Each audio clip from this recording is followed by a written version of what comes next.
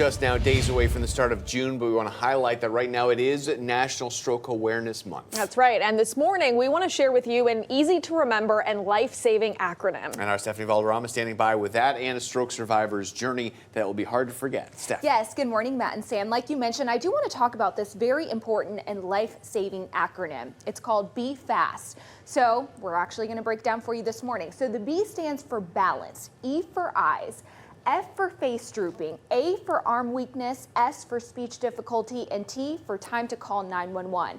Now, this acronym is why a Jupiter man says he is still alive today. I went out to water my wife's flowers. That's the last thing I remember. Palm Beach County teacher Stephen Weber just remembers waking up in a hospital bed, similar to this one. That was a year ago. The picture you see on the left shows Weber's brain scan during the stroke. No blood was reaching his brain. The picture on the right is his brain scan after Dr. Juan Gomez removed the blood clot, which you can see in the bottom picture. I never had any symptoms, nothing. Last summer, Weber had a stroke in front of his home. His neighbor is a former law enforcement officer whose knowledge of the acronym Be Fast is the reason Weber and Dr. Gomez say the high school teacher is alive today. A stroke is an emergency. In this very room at Jupiter Medical Center, Dr. Gomez used advanced technology to detect the blood clot and remove it within minutes, a life-saving procedure he does countless times a year. What leads to a stroke? There are multiple risk factors associated with stroke.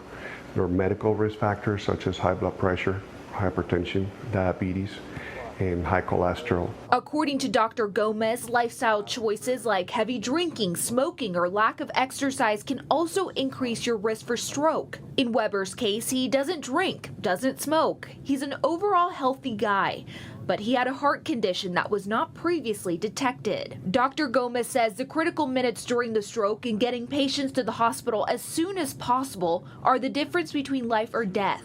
And Weber is living proof Be Fast works. But the only drawback I've had was my writing. I actually write better on the board now than I did before the stroke. For some reason, it's neater, it's nicer than it ever was, but I still have trouble writing, on paper. Well, listen to this. Weber was able to return to teaching 3 days before he actually had to.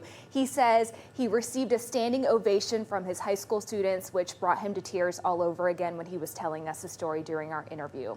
Now, listen to this. According to the American Stroke Association, women actually have a higher risk of stroke, and that risk only increases among women of color. So it's really important to talk to your doctor, and it's recommended that you get screened for atrial fibrillation if you are over the age of 75.